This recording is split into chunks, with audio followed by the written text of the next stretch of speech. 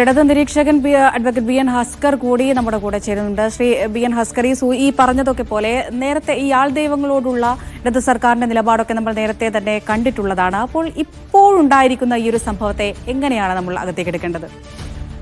അങ്ങനല്ല അമൃത, ഇതിൽ വലിയ വിശാലമായ തത്വചിന്താഗതിയുടെ ഒന്നും ആവശ്യമില്ല.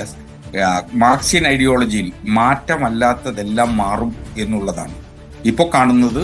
മാർക്സിയൻ ഐഡിയോളജിയുടെ മറ്റൊരു ഭാവുകത്വം ആണ് എന്ന് മാത്രമേ നമുക്കിപ്പോൾ കരുതാനാവൂ. ആദരണീയായ അമൃതാനന്ദമയി ദേവിയെ വള്ളിക്കാവിലെ അവരുടെ ജന്മദിന ദിവസത്തിൽ UN പ്രസംഗിച്ചതിന്റെ 25ാം വാർഷികത്തോടനുബന്ധിച്ച് സാംസ്കാരിക വകുപ്പ് മന്ത്രി ആദരിക്കുക എന്ന് പറയുന്നത് അത് അവഹേളനപരമായി ചിത്രീകരിക്കുന്ന ആളുകൾക്ക് അങ്ങനെ കരുതാം. അങ്ങനെ കരുതുന്നതിനുള്ള അവകാശം ഒരു ജനാധിപത്യ സമൂഹത്തിൽ ഉണ്ട് എന്നുള്ളത് കൊണ്ട് അത് അങ്ങനെ എടുക്കുക എന്നുള്ളതാണ്. ഇന്നലെ വരെ CPM എടുത്തിരുന്ന നിലപാടുകളിൽ നിന്ന് വിഭിന്നവുമോ വ്യത്യസ്തമായോ CPM അല്ലല്ലോ നിലപാടെടുക്കുന്നത്. ഇത് ഗവൺമെന്റിന്റെ പ്രതിനിധി എന്ന നിലയിൽ സാംസ്കാരിക വകുപ്പ് മന്ത്രി പോയി ആദരിക്കുന്നു എന്നതൊഴിച്ചാൽ അതിനെ വലിയ രീതിയിൽ വക്രീകരിക്കുകയും അധികാരത്തിലേക്ക് എത്തുന്നതിനു വേണ്ടിയിട്ടുള്ള നാൾവഴികളായി കാണുകയും വേണം ഇന്ന് ഞാൻ കരുതുന്നത്. ഹോളി ഹിൽ എന്ന് പറയുന്ന പുസ്തകം എഴുതിയ ഗായത്രി ദേവി എഴുതിയ ആ പുസ്തകത്തെ സംബന്ധിച്ചിടത്തോളം വ്യത്യസ്തമായ അഭിപ്രായം ഉണ്ടായിരുന്ന ഘട്ടത്തിലാണ് ജോൺ ബ്രിട്ടാസ് അവരുമായി ഒരു അഭിമുഖം നടത്തുകയും അത് കണ്ണശിയായി കൈരളിയിലൂടെ പ്രദർശിപ്പിക്കുകയൊക്കെ ചെയ്തിട്ടുണ്ടായിരുന്നു. അതിൽ വലിയ വിമർശനം അന്ന് കൈരളി TVയും അതിനോടൊപ്പം CPM ഒക്കെ നേരിട്ടിട്ടുണ്ട്. മാത്രമല്ല മുൻകാലങ്ങളിലും ഇന്നും യുവജന വിഭാഗമായിട്ടുള്ള CPMന്റെ യുവജനവുമായി DYFI എടുക്കുന്ന നിലപാട് എന്ന് പറയുന്നത് ആൾ ദൈവങ്ങൾക്കെതിരെ തന്നെയാണ്. CPMനും അതിന് വ്യത്യസ്തമായ ഒരു നിലപാടുണ്ടാവും. ഇതുവരെ മാറ്റം ഉണ്ടായിട്ടില്ലാത്ത നിലപാടാണ് അങ്ങനെയുള്ളത് തന്നെ. അപ്പോൾ ഈ CPM എന്ന് പറയുന്നത് ഇത് ഒരു അധികാരത്തിലിരിക്കുന്ന ഘട്ടത്തിൽ ആ അധികാരത്തിലിരിക്കുന്നത് ഒരു കമ്മ്യൂണിസ്റ്റ് ഗവൺമെന്റ് മാത്രമല്ല, ഇത് ഒരു ഇടതുപക്ഷ ഗവൺമെന്റാണ്. അതിൽ വലതുപക്ഷ പാർട്ടികളും ഒക്കെ ചേർന്നിട്ടുള്ള ഒരു കൂട്ടുമുന്നണി സംവിധാനമാണ്. അപ്പൊ സ്വാഭാവികമായും CPMന്റെ മാത്രം ആശയങ്ങൾ ഈ ഗവൺമെന്റിലൂടെ നടപ്പിലാക്കുന്ന ഒരു പരിമിതിയുണ്ട്. അതുകൊണ്ട് കൂടിയാണ് സാംസ്കാരിക വകുപ്പ് മന്ത്രി എന്ന നിലയിൽ സജി ചെറിയാൻ ഇത്തരമൊരു ആദരവ് അർപ്പിക്കുന്നതിനു വേണ്ടി നിയോഗിക്കപ്പെട്ടതും പോയിട്ടുള്ളതും.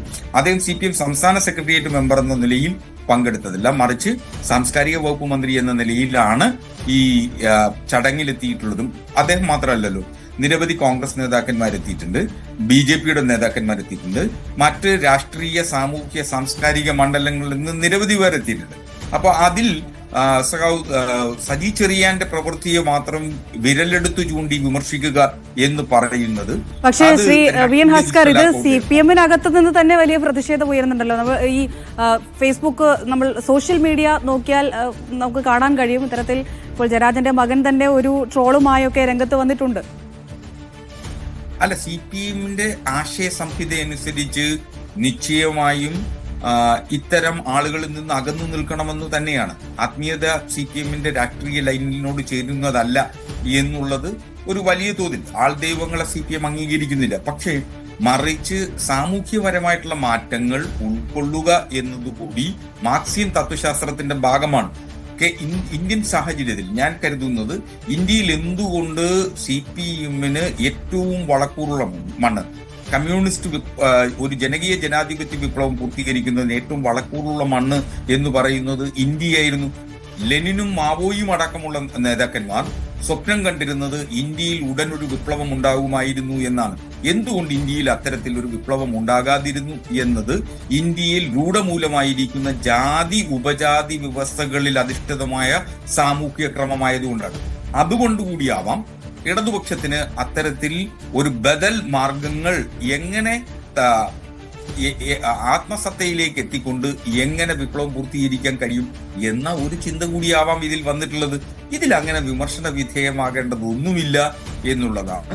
നിലവിൽ കേരളത്തിലെ കോൺഗ്രസും UDFും വല്ലാത്ത പരിഭ്രാന്തിയിലാണ്. ആ പരിഭ്രാന്തിയിൽ നിന്ന് ഉടലെടുത്ത വിമർശനങ്ങൾ മാത്രമാണ് ഇപ്പോൾ ഉള്ളത്.